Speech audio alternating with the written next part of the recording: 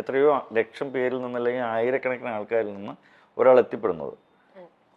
അവിടെ നിന്ന് നമ്മൾ വളരണം. നമ്മൾ ഈ കുറേ എണ്ണം പറഞ്ഞതിൽ നിന്ന് ഒരാളാകണം. അപ്പോഴാണ് നമ്മളിവിടെ ഉണ്ട് എന്ന് തീരുമാനിക്കാൻ പറ്റുള്ളൂ. സോ ഇറ്റ്സ് ഭയങ്കര റിസ്കി പരിപാടിയാണ്. ഇപ്പോഴും ആ ഒരു റിസ്കിനെസ് ഉണ്ടെന്നാണോ സാർ വിശ്വസിക്കുന്നത്? ഇപ്പൊ അതിനെ കുറഞ്ഞ, കാരണം ഇപ്പം നമ്മുടെ കുറച്ചും കൂടെ നമ്മുടെ കാലഘട്ടം മാറിയല്ലോ, ഇപ്പൊ എല്ലാം അപ്രോച്ചബിൾ ആയി എന്ന് തോന്നുന്നുണ്ടോ? സിനിമയിലേക്കുള്ള എൻട്രി കുറച്ചും കൂടി ഈസി ആയിരിക്കും എന്ന് ഇപ്പോൾ തോന്നുന്നു. സിനിമയിലേക്കുള്ള എൻട്രി കുറച്ച് ഈസിയാണ് ഇപ്പോൾ, പക്ഷെ നിലനിൽപ്പ് ഒട്ടും ഈസി അല്ല. അതിനെ നമ്മൾ വളരെ കൃത്യമായിട്ട് കഷ്ടപ്പെടുകയും വേണം. കഷ്ടപ്പെട്ടാൽ മാത്രം വെറുതെ കഷ്ടപ്പെട്ടൊരു കാര്യമില്ല, വളരെ ക്രിയേറ്റീവായിട്ട് കഷ്ടപ്പെടണം. അതിൻ്റെ ഡെപ്തിൽ നമ്മളതിനെ പഠിക്കണം, നമ്മളതിനെ അറിയണം, അപ്ഡേറ്റ് ചെയ്യണം. ദെൻ മോറോവർ അതിനൊരു ലക്ക് ഫാക്ടർ ഇസ് ഡെഫിനറ്റ്ലി. അത് എല്ലാ മേഖലയിലും ലക്ക് ഫാക്ടർ ഇസ്.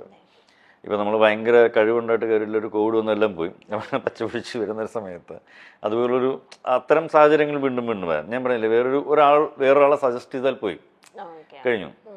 അപ്പോൾ അതുപോലുള്ള കാര്യങ്ങളൊക്കെ ഇപ്പോഴും അത്തരം അനിശ്ചിതാവസ്ഥകൾ ഇപ്പോഴും ഉണ്ട്. ബട്ട് ഫൈൻ, അതിനകത്തൊരു എന്നാലും ഇവിടെ നന്നായിട്ട് കഴിവുള്ള ആളുകളൊക്കെ ഇപ്പോഴും വളർന്ന് വരുന്നുണ്ട്, അവർ നിലനിൽക്കുന്നുണ്ട്. സോ അതുകൊണ്ട് അതിന് ഭയങ്കര ഡെഡിക്കേറ്റീവ് ആയിട്ടുള്ള ഒരു മേഖലയാണ് അത്. അത്രയും ഡെഡിക്കേഷനുള്ള ആളുകളൊക്കെ നിലനിൽക്കുന്നുണ്ട്. പിന്നെ ഇങ്ങനത്തെ തോട്ട് ആ ടൈമിൽ വന്നപ്പോൾ ആരാണ് ഫസ്റ്റ് ഒരു പുഷ് തന്നത്? Go what ever you like എന്ന് പറഞ്ഞത് ആരാണ്? ഏതിനാണ്?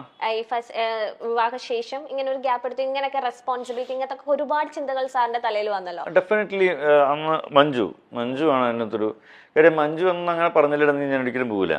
മഞ്ജു കുഴപ്പമില്ല, ഇവിടെ പോയിട്ട് ബാക്കി ഞാൻ പറഞ്ഞ സാമ്പത്തികം കുഴപ്പമില്ല, നമുക്ക് മാനേജ് ചെയ്യാം. അപ്പം നമുക്ക് ചില കാര്യങ്ങൾ വേണ്ടാന്ന് വെക്കുക, നമ്മുടെ ചില ഇഷ്ടങ്ങളൊക്കെ വേണ്ടാന്ന് വെക്കുക.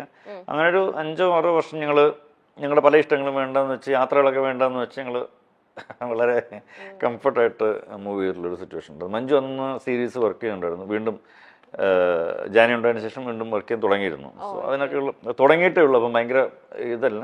പിന്നെ അതുമല്ല, അന്നത്തെ കാലത്ത് എമൗണ്ട്സ് ഒക്കെ വളരെ കുറവാണ് കിട്ടുന്നതൊക്കെ. സ്വാഭാവികം കൊണ്ടും ഇപ്പോൾ ഉള്ള ഒരു ഫാൻസി എമൗണ്ട് ഒന്നും വന്നില്ല. അപ്പോൾ അതിൻ്റെയൊക്കെ ഭയങ്കര ബുദ്ധിമുട്ടും കാര്യങ്ങളൊക്കെ ഉണ്ടായിരുന്നു.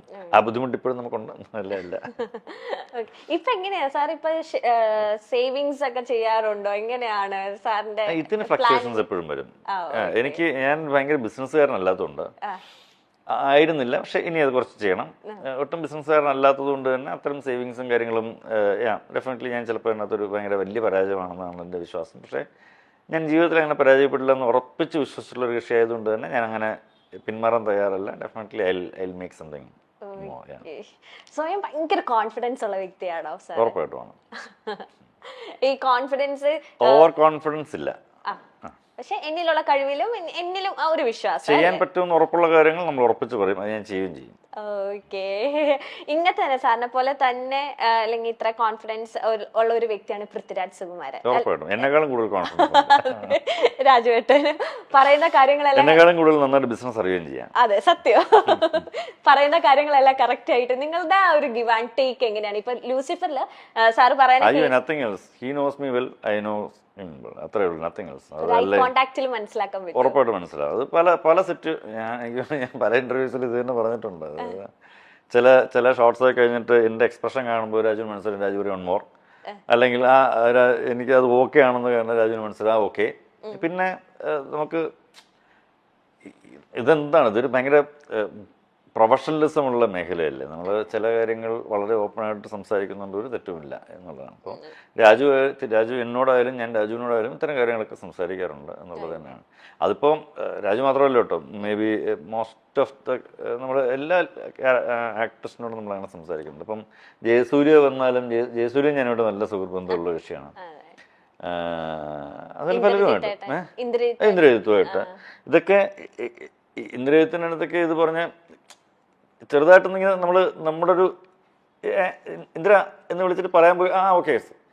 ഇപ്പൊ ഇങ്ങനെ ഒരു വൈബ് എപ്പോഴും നമുക്ക് അങ്ങോട്ടും ഇങ്ങോട്ടും കിട്ടും. അതുപോലെ തന്നെ ജയനും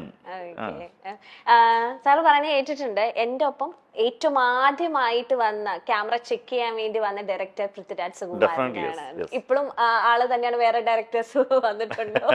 അതിന് മാറ്റം വന്നോ? രണ്ടുപേരെ കൂട്ടിച്ചേർക്കാറായോ? അല്ലല്ല, അതെന്താ അറിയാമോ, അതൊരു ഭയങ്കര ഡെഡിക്കേഷൻ. ഇപ്പൊ എനിക്ക് വളരെ മുമ്പ് എനിക്ക് ഞാൻ ക്യാമറമാൻ ആവണേക്ക് മുന്നേ ഞാൻ 2009 കണ്ട സിനിമ ചെയ്യുന്നത്. എനിക്ക് വേണമെങ്കിൽ 2005-ലോ 2006-ലോ സിനിമ ചെയ്യാം, അല്ലെങ്കിൽ ചിലപ്പോൾ 2002-ലൊക്കെ സിനിമ ചെയ്യാം. ഞാനത് ചെയ്യാണ്ടിരുന്നത് എല്ലാവരും എന്നോട് പറഞ്ഞിരുന്നു, സുഹൃത്ത് നിനക്ക് ലൈറ്റിംഗ് ഒക്കെ നന്നായിട്ട് ചെയ്യുന്നില്ലേ, നീ ഒരു കാര്യം ചെയ്യും, നീ ക്യാമറയുടെ മറ്റേ ടെക്നിക്കൽ വിങ്സ് ഒക്കെ അറിയാം, അപ്പം ഇത്രയൊക്കെ മതി, ഒരു അസോസിയേറ്റിനെ വെച്ചാൽ മതി. അപ്പം ഞാൻ പറഞ്ഞു, അത് അസോസിയേറ്റല്ലേ ചെയ്യുന്നത്, ഞാനല്ലല്ലോ. ഞാൻ ചെയ്യുമ്പോൾ അത് എനിക്ക് ധാരണകളുണ്ട്, ആ ധാരണയിൽ എനിക്ക് ചെയ്യാൻ പറ്റണം. അപ്പം എന്ത് വേണം, അപ്പം എനിക്ക് അതിനകത്ത് മുഴുവനായിട്ട് അറിയണം, ക്യാമറ ഇന്നതാണ്, ലെൻസ് ഇന്നതാണ്, എന്തൊക്കെയാണ് വേണ്ടത്, ഇതിനകത്ത് എത്ര കട്ട് ചെയ്യാം, എത്ര ഓപ്പൺ ചെയ്യാം, എന്ത് ലൂമിനൻസ് ഉണ്ട്, എത്ര മറ്റേ ആസ്പെക്ട് റേഷ്യോ എന്ത് വെക്കണം, അത് വെക്കണം, ഇതെല്ലാം അറിഞ്ഞിരിന്നിട്ട് ഞാൻ ചെയ്യുമ്പോഴാണ് ഞാനാകുന്നത്. അല്ലെങ്കിൽ പിന്നെ മറ്റേ പുള്ളിയിലേ ചെയ്യുന്നത്. അപ്പം അത് ചീറ്റിംഗ് അല്ല, ഇറ്റ്സ് നോട്ട് ഗുഡ്. അപ്പം അത് ഞാൻ ചെയ്യില്ല എന്ന് പറഞ്ഞിട്ട് അപ്പം അല്ലെങ്കിൽ അതുകൊണ്ടാണ് ഇത്രയും മോശം നമ്മൾ ലേറ്റ് ആകുന്നത്. അപ്പൊ ആ ഒരു പ്ലാനും ആ ഒരു കൃത്യനിഷ്ഠത തന്നെയാണ് പൃഥ്വിരാജ് സുകുമാരനിലും സാറിന് കാണാൻ പറ്റുന്നത് അല്ലേ? രാജു ഇതുപോലെ എത്രയോ ആൾക്കാർ, അന്ന് രാജുവിന്റെ സമയത്ത് വന്ന എത്രയോ ആൾക്കാർ ഇപ്പോഴും അഭിനയം മാത്രം നടക്കുന്നുണ്ടോ. അന്ന് രാജുവിന് ഇത്തരം ടെക്നിക്കൽ സാധനങ്ങളൊക്കെ പഠിക്കണമെന്ന് ഭയങ്കര താല്പര്യമുണ്ടായിരുന്നു. അപ്പോൾ എല്ലാ ക്യാമറയുടെ അടുത്തും പോയി നോക്കും, പിടിക്കും, എന്താ ചെയ്യുന്നത് നോക്കും, ഷട്ടർ ആംഗിൾ കട്ട് ചെയ്തത് എന്താണ്, കട്ട് ചെയ്തില്ലെങ്കിൽ എങ്ങനെയാണ്, അപ്പോൾ കട്ട് ചെയ്ത് കാണിക്കുമോ. ഇതൊരു കൗതുകമാണല്ലോ, എപ്പോഴും നമുക്ക് എന്താണ് അറിയേണ്ടത്, ഒരു കൗതുകമാണല്ലോ. ഞാനിപ്പോൾ തെലുങ്ക് ഒരു 4-5 സിനിമ വർക്ക് ചെയ്തു. എനിക്കിപ്പോൾ തെലുങ്ക് അത്യാവശ്യം കുഴപ്പമില്ല, പഠിക്കാനും പറയാനും കേട്ടാലും മനസ്സിലാവും, വായിക്കാൻ അറിയില്ലെന്നേ ഉള്ളൂ. ഇനിയിപ്പോൾ ഞാനത് ആ കൗതുകത്തിന് ഞാൻ വായിക്കാൻ ശ്രമിച്ചാൽ ഡെഫിനറ്റ്ലി എനിക്ക് പറയാൻ പറ്റില്ലേ, എനിക്കറിയാൻ പറ്റും. ഞാൻ വായിക്കാൻ ഇതുവരെ ശ്രമിച്ചിട്ടില്ല, അതുകൊണ്ട് എനിക്കറിയില്ല. പക്ഷെ വായിക്കാൻ ഞാൻ ശ്രമിച്ചാൽ എനിക്കറിയാൻ പറ്റും. ശ്രമമാണ് നമുക്ക് വേണ്ടത്, ഭയങ്കര ഒരു ആഗ്രഹമാണ്, ഭയങ്കര തീക്ഷ്ണമായിട്ടൊരു ആഗ്രഹമാണ്. ഡെഫിനറ്റ്ലി ഞാനിപ്പോൾ 2 മാസം കൊണ്ട് ഞാൻ തെലുങ്ക് വായിക്കാൻ പഠിക്കും എന്ന് ഞാൻ ഉറപ്പിച്ചാൽ ഉറപ്പായിട്ട് ഞാൻ പഠിക്കും, അല്ലേ? ഞാനല്ല, ആരും പഠിക്കും. പക്ഷെ നമ്മളത് വിചാരിക്കണം. അതെ. ലൂസിഫറിന്റെ സമയത്ത് സാറ് പറഞ്ഞിട്ടുണ്ട്, ലൂസിഫറിലാണ് ഞാൻ ഭയങ്കര റിലാക്സ് ആയിട്ട് വർക്ക് ചെയ്തത്. കാരണം രാജു പക്ക ചാർട്ടർ ആയിരുന്നു, പ്ലാൻഡ് ആയിരുന്നു, സീൻ ബൈ സീൻ എല്ലാം ഓർഡർ ആയിരുന്നു. ഈ ചെറിയ പടം അടുത്തത് വരുവാണ് എമ്പുരാൻ.